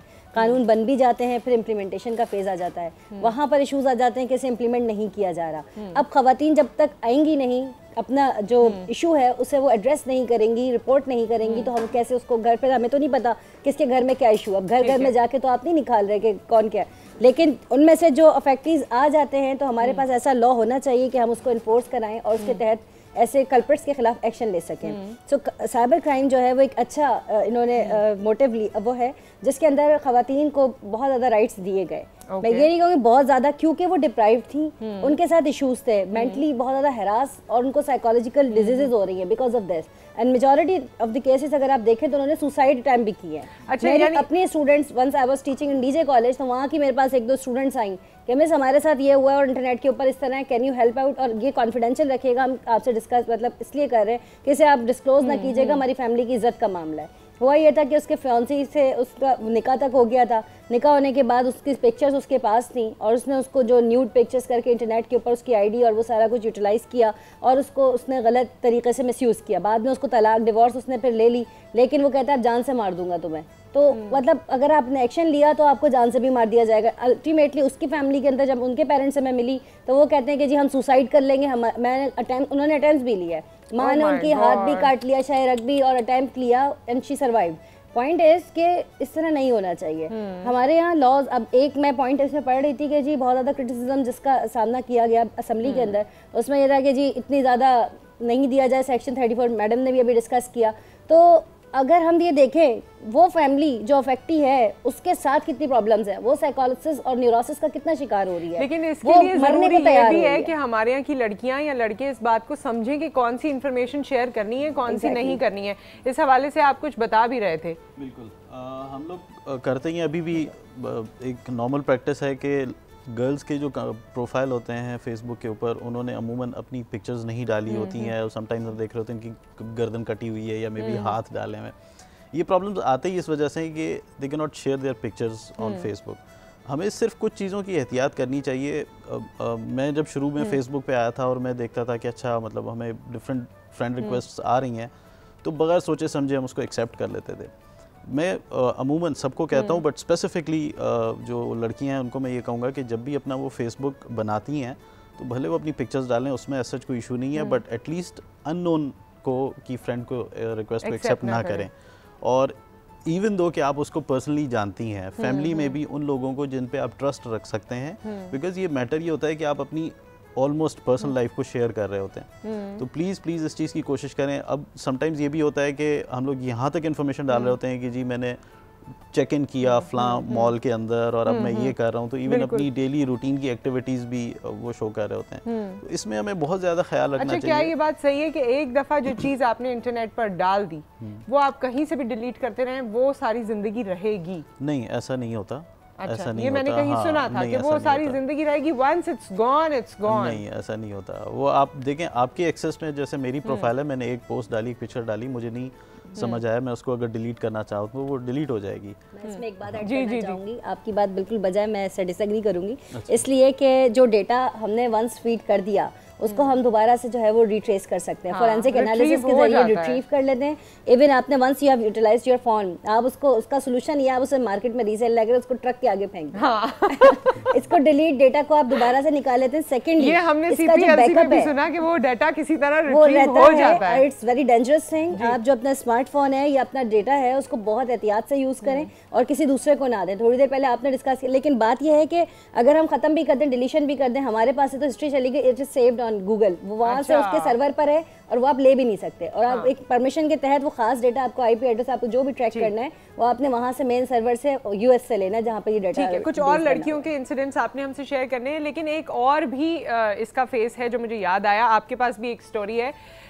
एक केस हुआ था जो बच्चा किडनैप हुआ था और वो भी ये फेसबुक की दोस्ती के थ्रू हुआ था। जी बिल्कुल। तो हमारे पास सिर्फ ये लड़कियों वाले हरासमेंट के इश्यूज नहीं, ये इश्यूज भी हैं, तो मैं चाहती हूँ उस पर थोड़ा सा आप बताइए। बिल्कुल, जिस तरह इन्होंने बात करी कि जो अननोन लोग आ जाते हैं आपकी फेसबुक प्रोफाइल के ऊपर और आप उनको बगैर सोचे समझे उनकी फ्रेंड रिक्वेस्ट को एक्सेप्ट कर लेते हैं, तो ये चीज़ बिल्कुल इसको देखनी चाहिए, चाहे कोई मेल साइड है चाहे कोई फीमेल साइड है, क्योंकि ये बाद में बहुत ज़्यादा हार्मफुल हो जाती है। और ये जो किडनैपिंग की आप बात करें, ये भी था, ये छोटा बच्चा था जिसने जो है एक फ्रेंड रिक्वेस्ट एक्सेप्ट करी और उसके ऊपर फेसबुक पे दोस्ती हुई और वो किडनैपिंग हुई और फिर जो है जो भी उसको इश्यूज हुए उसकी वजह से एक फैमिली जो है इतने बड़े ट्रॉमा के अंदर आ जाती है। उनको ये बात पता नहीं होती कि ये इसका रिएक्शन क्या होगा। हम फेसबुक और इसको इतना ईजी समझते हैं। जैसे मैडम ने बात किया, बिल्कुल सही है, डेटा रिट्रीव हो जाता है। अभी ब्राज़ील वालों ने 2 दफ़ा एक सोशल मीडिया नेटवर्क है उसको ब्लॉक किया क्योंकि उनको डेटा चाहिए था, वो दे नहीं रहे थे। उन्होंने पूरे मुल्क का डेटा ब्लॉक कर दिया कि आप ये नेटवर्किंग यहाँ नहीं इस्तेमाल कर सकते। उसके बाद उनको वो डेटा देना पड़ा। और हमने जैसे साइबर क्राइम है, साइबर क्राइम क्योंकि नया आया है, लोगों को इसकी अवेयरनेस नहीं है, इसकी अवेयरनेस लेनी चाहिए। ये एक बहुत डेंजरस चीज़ है। हम अपनी चीज़ें, फोटोग्राफ्स इस तरीके से हर चीज़ हम शेयर करते हैं डेटा के ऊपर, जो कि नहीं करनी चाहिए। फेसबुक आप इस्तेमाल कर रहे हो, फेसबुक की अपनी इंटरनल बहुत सारी सिक्योरिटी है। आपको अपना डेटा किससे शेयर करना है, किससे शेयर नहीं करना।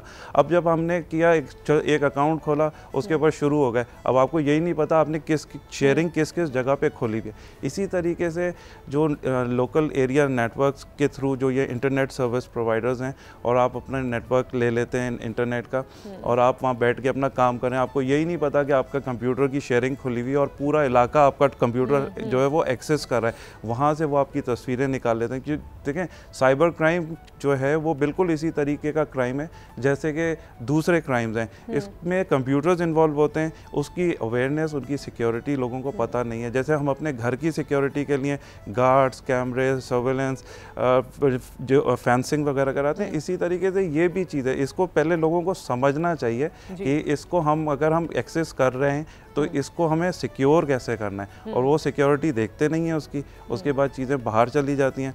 जिस तरह चोर चोरी करने के लिए थे, इस तरह हैकर्स जो हैं वो हर जगह बैठे हुए हैं, वो हैकिंग करने के लिए, चाहे फाइनेंशियल इंस्टीट्यूट हैं, चाहे लोकल एरियाज़ हैं, चाहे किसी की पर्सनल बिलोंगिंग्स हैं, उसको वो हैक करते हैं और फिर उसको ब्लैकमेल करते हैं। उससे पूरी फैमिली एक ट्रॉमा के अंदर आती है, जैसे मैडम ने भी बताया। ऐसे बेतहाशा केसेस हैं। अच्छा, इस तरह के मैसेजेस, ईमेल्स, तस्वीर और हेट स्पीच, आपने भी कुछ बताना है? मदीहा की कॉल है, उसके बाद आप बताइएगा। अस्सलाम वालेकुम मदीहा।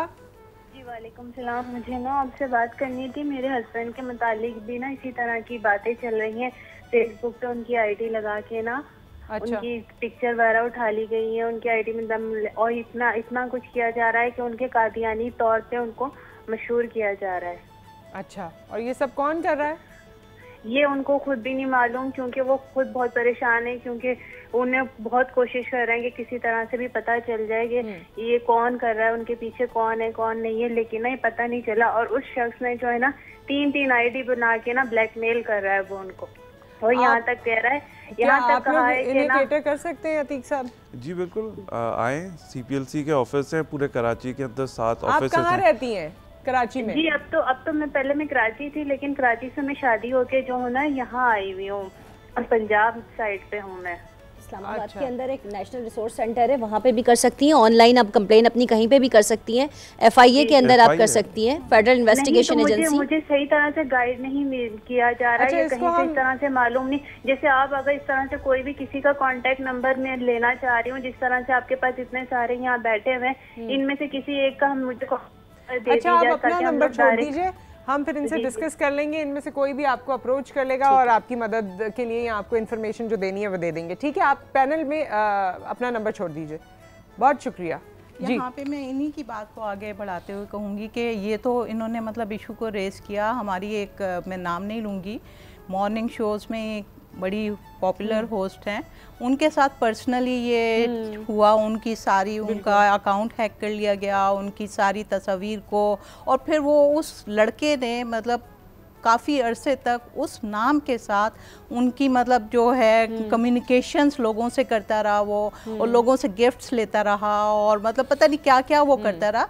तो वो कहती हैं, उन्होंने खुद आके मतलब मीडिया में मतलब अपना पूरा प्रोग्राम उस पर होस्ट किया, और उन्होंने बताया कि हर लड़की में इतने गट्स नहीं होते हैं, जिसकी वजह से ये होता है कि आपकी पर्सनल लाइफ इफेक्ट हो रही होती है। अगर वो शादीशुदा है तो उसका हस्बैंड उसको किस तरह ले रहा है, उनके साथ भी ये सब कुछ हुआ। लेकिन चूँकि मतलब शी इज़ बोल्ड एनफ और कॉन्फिडेंट थी कि हाँ जब गलत हो रहा है तो उसकी मतलब सही तरीके से उसको अंजाम भी होना चाहिए। तो उन्होंने उस लड़के को किसी तरह ट्रैक करके फिर मीडिया में बुला के उसको फिर उन्होंने मतलब पूरा तरीके से पनिश किया और उसके बाद फिर उनको मतलब एक वैसे ये है, इस पे भी मुझे आपसे बात करनी है कि जो लोग मीडिया से रिलेटेड होते हैं या किसी भी तरह से हाईलाइटेड होते हैं, उनकी बहुत सी आईडीज़ बन जाती हैं, हमारी भी बन गई हैं। और ट्विटर पे पिछले दिनों मुझे किसी ने कहा कि वो आपके नाम से कोई अकाउंट चल रहा है और उसमें वो कह रहे हैं कि वो लोड करा दें कुछ बैलेंस वैलेंस। तो खैर इस तरह की चीज़ें भी होती हैं। तो ये आपने खुद आँखें अपनी खोल के रखनी है कि हम कहाँ कहाँ एक्सेसिबल हो सकते हैं या कहाँ एक्सेसिबल नहीं हो सकते। ऐसे तहाइफ लेना, बेवकूफ़ बनना, ये सब हम कंटिन्यू करते हैं। ये मैसेजेस और ईमेल्स पे भी मुझे बात करनी है, क्योंकि हमने ये भी सुना कि मैसेजेस और ईमेल्स अगर किसी खातून को किए जाएं उसकी मर्जी के बगैर तो भी आप जेल के अंदर जा सकते हैं। तो ये तमाम चीज़ें डिस्कस होंगी आफ्टर द ब्रेक।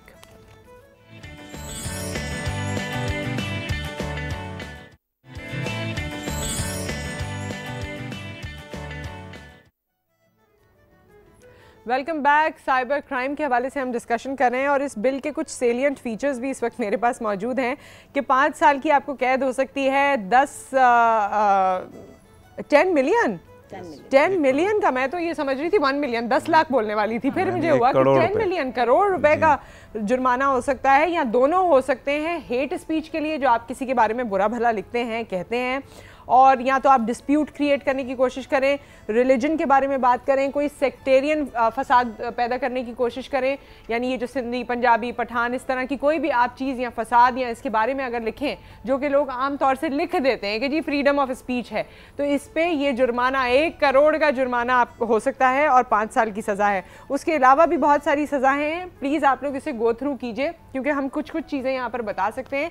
लेकिन अगर किसी ने एक तो जो ब्रेक से पहले आपने हमारे साथ कॉलर थी, उनका एक जवाब देना था, और उसके बाद मैं चाहती हूँ आपसे शुरू करेंगे, आप सब इस बारे में जवाब दीजिए कि ये जो मैसेजेस या ईमेल्स आते हैं आपको तंग करने के लिए, या पिक्चर्स को छेड़छाड़ की जाती है, या और तमाम चीज़ें हैं, इसके लिए सज़ाएं भी अगर बताना चाहें वो भी, और किस तरह आप बिल के हवाले से सोचते हैं। जी अच्छा, अभी जिनकी कॉल आई थी उनको मैं कहूँगा प्रॉब्ली देख रही होंगी वो, जो भी अकाउंट्स उनके, वो कह रही हैं 3 अकाउंट्स बने हुए हैं उनके हस्बैंड के नाम के, तो उस अकाउंट का प्रोफाइल ओपन करें और मैसेज के साइड पे एक बटन होता है जहाँ पे उसको रिपोर्ट किया जा सकता है। फौरी तौर पे तो ये कर लें कि उन तीनों अकाउंट्स की वो रिपोर्ट करें, फेसबुक को ये बता दें कि ये फेक अकाउंट्स बने हुए हैं, ओरिजिनल अकाउंट ये है, तो विद इन 24 आवर्स सबसे पहले तो ये होगा कि वो बंद हो जाएंगे। उसके बाद फिर वो जो भी है लीगल एक्शन लेना चाहें, इनिशियली तो ये कर सकते हैं कि उसको वो ब्लॉक करवा दें, ये पहला काम होगा। फेसबुक से पहले ही वो फेसबुक से उसको डिलीट रिपोर्ट कर दें उसको। ये जो ईमेल है, इसमें एक और पहलू भी था कि इस तरह तो खवातीन ब्लैकमेल भी कर सकती हैं किसी को कि जी पहले ईमेल करवा ली और बाद में बोला इसने मुझे ईमेल की है, ये भी हो सकता है। अब देखेंगे तो मोरल क्राइम है ना, मोरल क्राइम के जो विक्टिमलेस क्राइम होता है, ऐसे लोग अगर जानबूझ के खुद करवा रहे हैं तो वो इतना ज़्यादा नहीं होता, लेकिन नॉर्मली देखा जाए मेजॉरिटी केसेस के अंदर कुछ खवातीन जो मुख्तलिफ कंपनीज के अंदर काम कर रही होती हैं तो उनको भी हरास किया जाता है। हरासमेंट का अनदर इशू है, उसमें बिल आ चुका है, उससे बाद में बात कर लेंगे। और जो अभी रिसेंट जो टेक्नोलॉजी बेस्ड क्राइम चल रहा है, जिसे हम साइबर क्राइम के उसमें डील कर रहे हैं, इलेक्ट्रॉनिक जो क्राइम है वो, उसके अंदर खवातीन को बहुत ज़्यादा माल प्रैक्टिसेस और वो किया जा रहा है, जिसकी प्रोटेक्शन यहाँ दी गई है। गो के सज़ाएं बहुत बड़ी लग रही हैं, जैसे कि आपने कहा जी इतने मिलियन, इतने बिलियन, पहले तो मैं समझी 1 मिलियन, फिर देखा 14 साल, तो मैं समझती हूँ ये भी ना काफ़ी है अगर देखा जाए तो। जितनी हीनियस डिग्री ऑफ सिवियरिटी है ना इस क्राइम की, जिससे इंसान साइकोलॉजिकल जो है टॉर्चर रहता है या बिल्कुल टॉर्चरस सिचुएशन है, उस सिचुएशन में ये क्राइम की जो पनिशमेंट है ये बिल्कुल मिनिमम। लेकिन अब आप इससे बच नहीं सकते आपके, और ये चीज़ आपने बतानी है कि अगर ईमेल वगैरह किसी अननोन लोकेशन से की जाए, अपने घर से ना की जाए, अपने मोबाइल, अपने लैपटॉप से, कंप्यूटर से ना की जाए, तब भी पकड़ा जा सकता है, ये आपने बताना है। But we have a caller, Mrs Khan है कतर से। अस्सलाम वालेकुम। जी अस्सलाम वालेकुम। जी Mrs Khan, welcome to also, बहुत शुक्रिया आपने कॉल किया। प्रोग्राम मैंने अभी स्विच ऑन किया टीवी, तो आपके टॉपिक ने मुझे टेलीफोन उठाने पे मजबूर कर दिया एक्चुअली। ये जो फेसबुक पे ऑनलाइन कपड़ों का बिजनेस करते हैं जी, मुझे उनके बारे में बात करनी है कि एक कोई है वार्डरोब बाय KR के नाम से। हम जैसे लोग जो बाहर होते हैं उनको आसानी होती है, ऑनलाइन हम कपड़े ऑर्डर कर देते हैं या इस तरह की चीजें, तो वो लाखों रुपए का फ्रॉड लोगों से कर रहे हैं, लेकिन अभी तक मेरे ख्याल में उनके अगेंस्ट कोई एक्शन नहीं लिया गया। वो I am also one of the victim. ठीक है, कराची का उन्होंने बताया होता है अपना एड्रेस, कोई लड़का है शायद अच्छा। और अगर ये लोग इन्वेस्टिगेट करना चाहें तो वो सारे विक्टिम्स ने भी एक पेज बनाया हुआ है फेसबुक पे वार्डरोब बाय KR फ्रॉड के नाम से। तो क्या आप लोग सारे विक्टिम्स का कराची में कोई जानने वाला नहीं रहता कि उस एड्रेस को प्रोब करे या उसके हवाले से बात करे या वहाँ जाके देखे? नहीं, मेरा आई डोंट नो, मेरा तो इतना कोई नहीं है वहाँ पे लिंक लेकिन कुछ लोगों ने अप्रोच करने की कोशिश की है, लेकिन वो सारी आई डोंट नो उनके हाथ कितने लंबे होते हैं या क्या होता है, ये मुझे इनसाइड स्टोरीज नहीं पता है। अच्छा मिसेस खान, आप अपना नंबर छोड़ दीजिए पैनल पर। हमारे साथ SP शैला कुरैशी साहिबा मौजूद हैं। ये चाहती हैं कि ये इस केस को लुक इनटू करें। ऐसे गैंग को ज़रूर बस्ट करना चाहिए और सामने आए ऐसे जो क्रिमिनल्स हैं उन्हें मंजर आम पे आना चाहिए, बेनकाब करें ताकि आइंदा किसी और के साथ ना हो।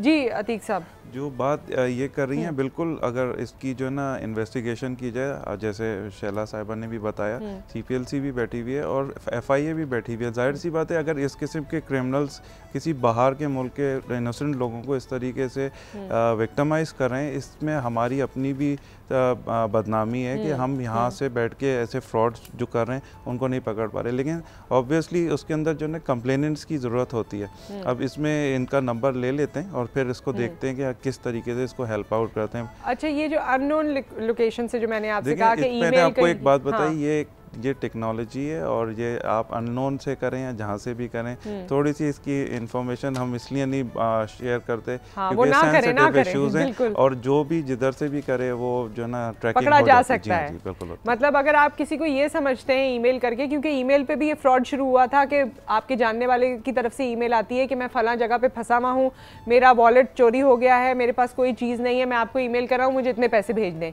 ये तमाम चीज़ें, इस तरह के ईमेल्स भी आना शुरू हुए थे। जी बिल्कुल। इसके अंदर जो है ना जो ये कंपनीज जो प्रोवाइड करती हैं ईमेल सर्विसेज, उनको अप्रोच जब करती हैं एजेंसीज जो भी है, पुलिस, FIA, CPLC, और वो से जितना हद तक डेटा हो सकता है वो देते हैं वो, और जब नहीं देते तो फिर उसमें थोड़ी प्रॉब्लम आती है। लेकिन ऐसी बात नहीं है कि जो ना अगर ये करें और ये ट्रैकिंग हो जाती है, ट्रेसेबल है। तो जहाँ से गैंग बस्ट किया जिसमें जाली ड्राइविंग लाइसेंस बनाने वालों का, और उसमें सारा कंप्यूटर डेटा एवरीथिंग रिकॉर्ड वया ईमेल और मुख्तलिफ प्रोसेसिंग वो करते थे, तो वो सामने चीज़ें आ गई और वो चारों लोग जो है वो अरेस्ट हो गए। ओके, यहाँ जी बहुत हेल्प करता है इलेक्ट्रॉनिक। कोट करूंगी कि यहाँ पे लिखा है कि 3 years imprisonment and a fine of rupees up to 5 million for obtaining information about an individual's identification, selling the information or retaining it with itself. Or apart from that, up to 3 years imprisonment and a fine of rupees 1 million for spreading misinformation about an individual. One more, up to 1 year imprisonment or fine of up to rupees 1 million for forcing an individual for immoral activity or publishing an individual's picture without consent. आपसे अगर कोई ज़बरदस्ती कह रहा है कि अपनी फलां पिक्चर भेजो, ये वाली चीज़ भेजो, ऐसा मैसेज भेजो, अगर कोई फोर्सफुली कह रहा है तो उसकी भी सज़ा है। सेंडिंग ऑब्सीन मैसेजेस और अननेसेसरी मतलब साइबर इंटरफेरेंस, तो यहाँ पे भी आपके लिए ठीक ठाक पनिशमेंट जो है ग्रांट कर दी गई है। up to rupees 50,000 fine for sending messages irritating to others or for making purposes. If the crime is repeated, the punishment would be 3 months imprisonment and a fine of rupees 1 million rupees. So I mean, अब ये कोई भी चीज़ ऐसी नहीं रही है जो कि अनअटेंडेड जा सकती है। अब हमारे व्यूअर्स को ये पता होना चाहिए कि आप you can not play with anyone's life any more. पहले जो आप इतना कर लेते थे वो नहीं कर सकते। इसमें एक और चीज़ भी है जो अभी जो हमारा सबसे बड़ा इस वक्त हथियार है वो है मोबाइल फ़ोन की सिम। पहले सिम्स जिस तरीके से एक्टिवेट कर दी जाती थी और जो लोग करके चले जाते, अब इसके अंदर जो लॉ है इसके अंदर बहुत बड़ी सज़ा है उसकी भी।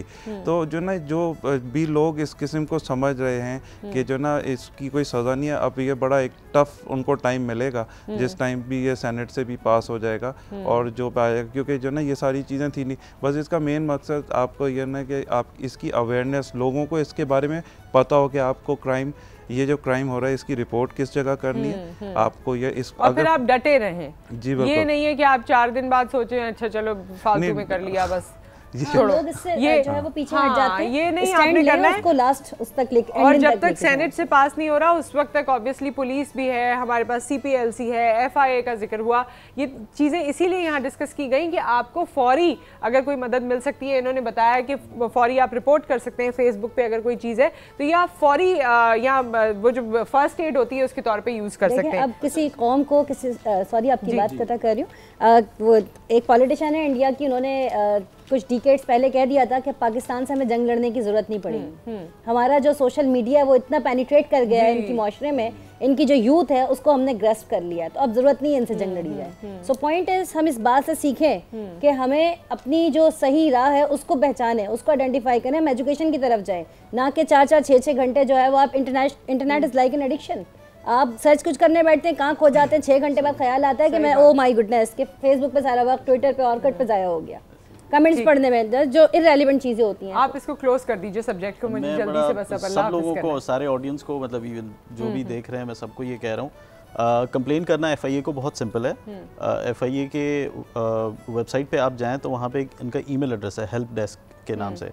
आपका जो भी कंसर्न है एटलीस्ट आप उसको ईमेल कर दें, दिस इज़ द ईजीएस्ट वे कि आप उनको एटलीस्ट अपनी कंप्लेन कर सकते हैं एंड देन फिर उसको आप okay, thank you so very much. आप लोगों का बहुत बहुत शुक्रिया। जो नंबर्स हमारे पास छोड़े गए हैं हम चाहते हैं कि उसको आप लोग ज़रूर प्रोब करें और देखें अगर उनकी कुछ मदद हो सकती है। आपसे फिर मुलाकात करेंगे, लेकिन ज़रूरी ये होता है कि हम अपने तौर से भी एहतियात बरतें। हमने सारी चीज़ें बस दूसरों पे छोड़ दी है कि इदारे करेंगे, लॉज करेंगे और ये सब कुछ होगा, मगर हमें खुद भी सीखने समझने की ज़रूरत है कि क्या चीज़ कितनी हद तक हमें करनी चाहिए। अपनी सिक्योरिटी एंड सेफ्टी का ख्याल रखना चाहिए। आप सब हमें दुआओं में याद रखिए। आपसे फिर मुलाकात करेंगे। Take care. अल्लाह हाफ़िज़।